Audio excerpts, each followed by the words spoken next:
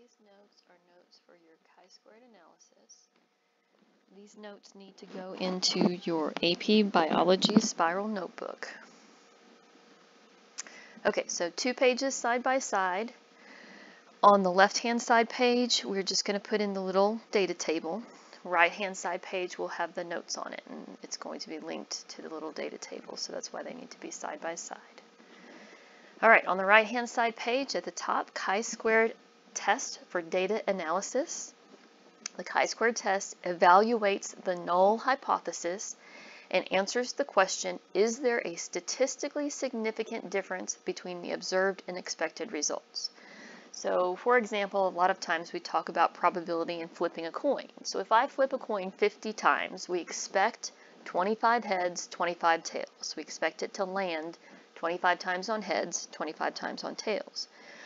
That's our 50-50 probability expectation. Well, let's say that my coin lands on heads 24 times and lands on tails 26 times. Is that close enough to 50-50? What about 23-27? Is that close enough to 50-50?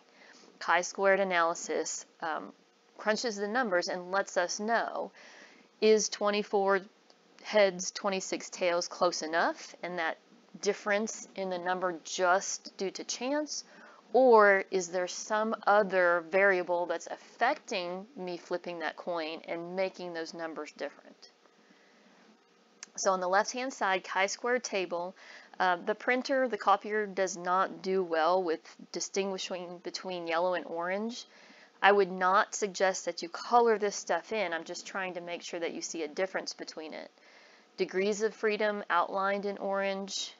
This very first row right here, 1, 2, 3, 4, 5, 6, 7, 8, these are degrees of freedom. So both of these outlined in orange. Outlined in yellow are these 2 rows. These represent critical values. Outlined in blue, those are our p-values. So starting with degrees of freedom. Degrees of freedom, outlined in orange. Degrees of freedom are the number of possible outcomes minus 1. Degrees of freedom, the number of possible outcomes minus 1. So what does that mean? So for example, I want to add 3 numbers to total 15. So if I add this number and this number and this number, it's going to equal 15. I have 3 possible outcomes. I have 3 possible numbers here. So 3 minus 1 gives me 2. This would be 2 degrees of freedom. So let's see, let's kind of explain this. This first number, I have the freedom to make that number any number I want. I have the freedom for this to be any number. It could be a 1, it could be a -1, it could be a 1,000, it could be a -1,000, it could be a 0.75, it could be a 7.634. It can be any number that I want it to be. I have the freedom for that to be any number.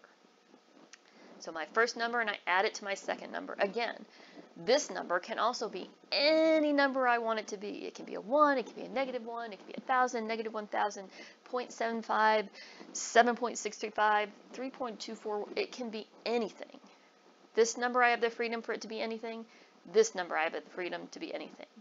However, I do not have that same freedom here. This number must be a specific number in order for this plus this plus this to equal 15.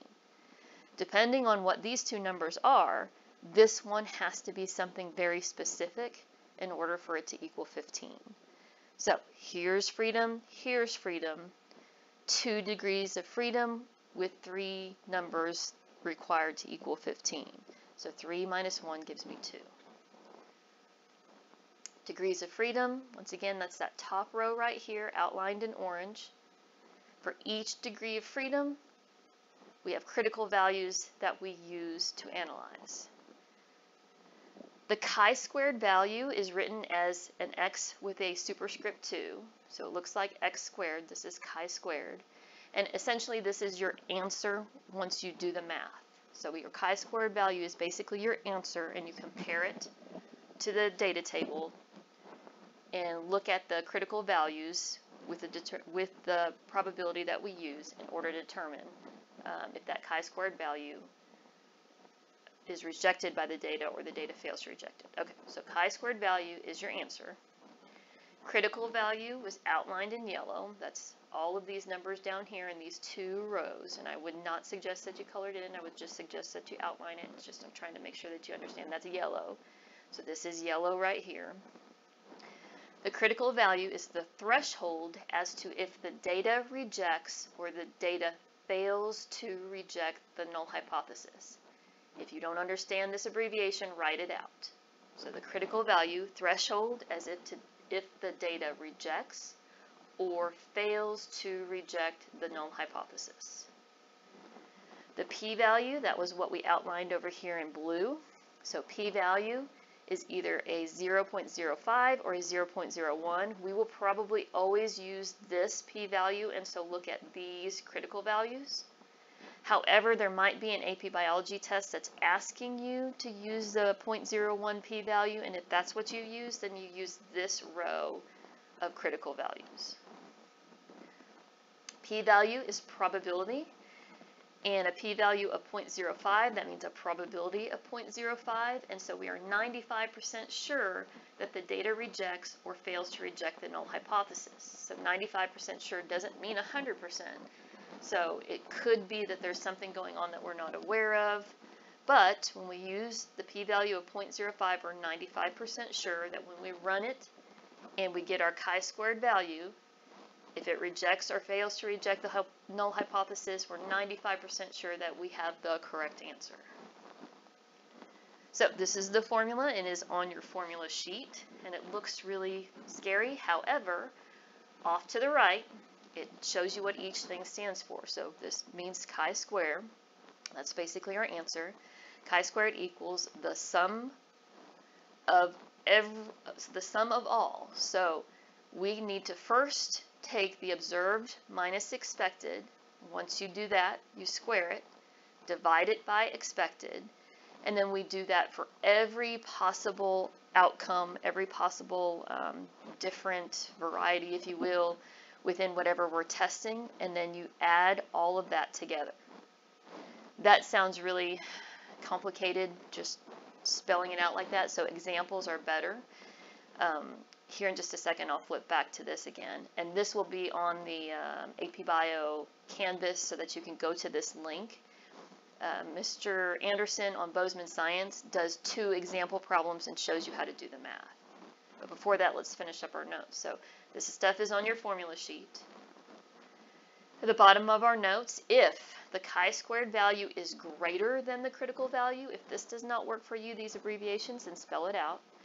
If the chi-squared value is greater than the critical value, that means the data rejects the null hypothesis. If the chi-squared value is less than the critical value, then that means the data fails to reject the null hypothesis. When the chi-squared analysis rejects the null hypothesis, when that data rejects the null, that means that the differences in the observed and expected data are not due just to chance alone. There is likely some other variable having an effect. So when you draw conclusions, when you're writing a conclusion and you're doing a chi-squared analysis for your conclusion, this needs to be part of the conclusion. You need to say the data rejects the null hypothesis, the data fails to reject the null hypothesis. That needs to be part of what you put in there.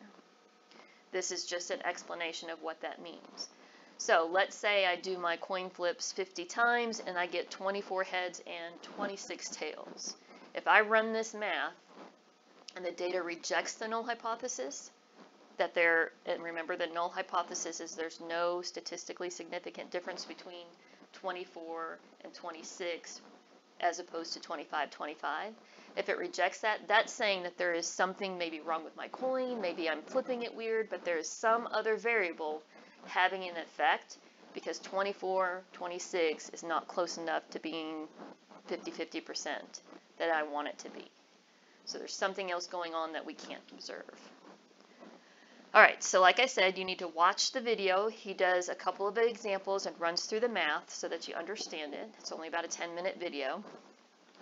Then, next 2 pages of your spiral notebook. On the left-hand side, you need to set up the left-hand side page like this. Chi-squared coin flips example. Null hypothesis. there will be no statistically significant difference in the observed and expected values. Expected, 50 heads, 50 tails. So that would mean that you flipped it a total of 100 times. We expect half to be heads, half to be tails. You will be given observed data. So I'm going to tell you how many times heads, how many times tails, and then you need to finish that and do the math. So you're not just writing that on there, you're running your chi-squared analysis on the rest of this page. Show me your chi-squared answer. Show me your critical value, degrees of freedom, probability, and then write a short conclusion that either the data rejects the null hypothesis or the data fails to reject the null hypothesis. So that goes on the left-hand side. On the right-hand side, I just need you to set up the right-hand side. Pom-Pom draws number 1, null hypothesis, write out your null hypothesis. On the bottom half, Pom-Pom draws number 2, null hypothesis, write out the null hypothesis. We will gather the data in class, but I need you to set up these two sections on that right-hand side page so that we're ready to go.